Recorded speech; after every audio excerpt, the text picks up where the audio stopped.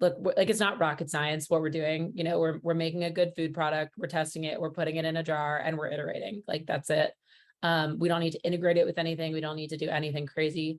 I would recommend if you're something like that, where maybe the barriers to entry are a little bit lower, maybe you're not developing a software, or you're not B2B, just get out there and do something. Like the farmers market was the most helpful thing that we could have done for ourselves, because number one, it forced us to learn how to sell, which I hated back then. It forces you to learn how to take hard feedback when your business feels like your baby, and it forces you to iterate really fast. So my opinion with products like us, with businesses like us, is just get out there and sell.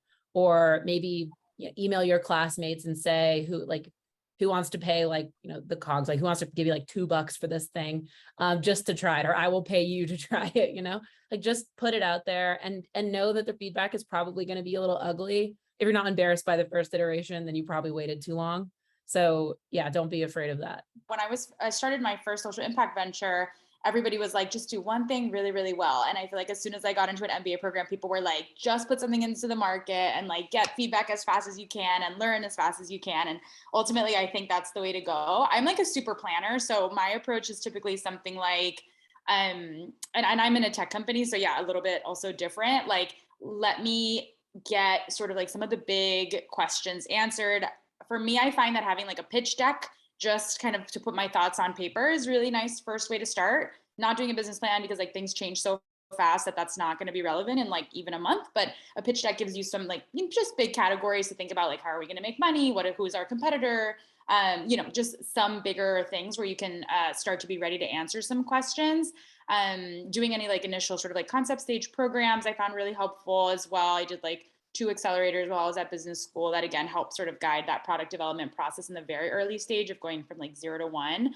And then I think just like talking to the people who you're hoping to help or impact or make life better for, and doing, I think like, yeah, you start doing these like interviews, like sort of like, what's your current experience of this sort of like problem or situation? And then those start to converge. And once you start hearing the same things over and over and over again, you're sort of ready to do that sort of like pilot, as Brianna was saying. I think the pilot is really super helpful. And like sprinting to that is number one. That first version that's going to like give you the feedback that you need to like test, like, okay, is actually this the right value prop? And then like, if this is the right value prop, like what's the best way to implement it, right? And then that's when you can start to like improve and go through that product development cycle. But for me, yeah, it's typically like pitch deck, get feedback, go to market.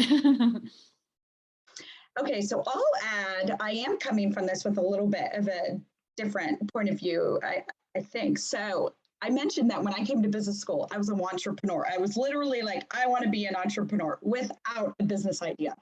And I would like walk around campus saying like, what's my idea? What's my idea? And that mindset, you don't get like a light bulb moment by asking the question, what's a good idea or what's the right idea? And one of the things they teach at Darden is it's much better to start with a problem rather than a solution. And so I had to kind of like change my question, like, what is a problem that people care about and they might pay for? It might be a sustainable business, and what's something I care about or know about. And I happened to simultaneously be going through the MBA recruiting process. So that's where that idea happened. And to expand on that, it can be quite helpful to not fine tune your solution initially, because you don't necessarily know what your customers are going to pay for or what's going to give them the most value. And so if you know your problem and you kind of find a way to go to market with test or an MVP, minimum viable product, then you're starting to get that customer feedback, and eventually you'll know what the right solution is.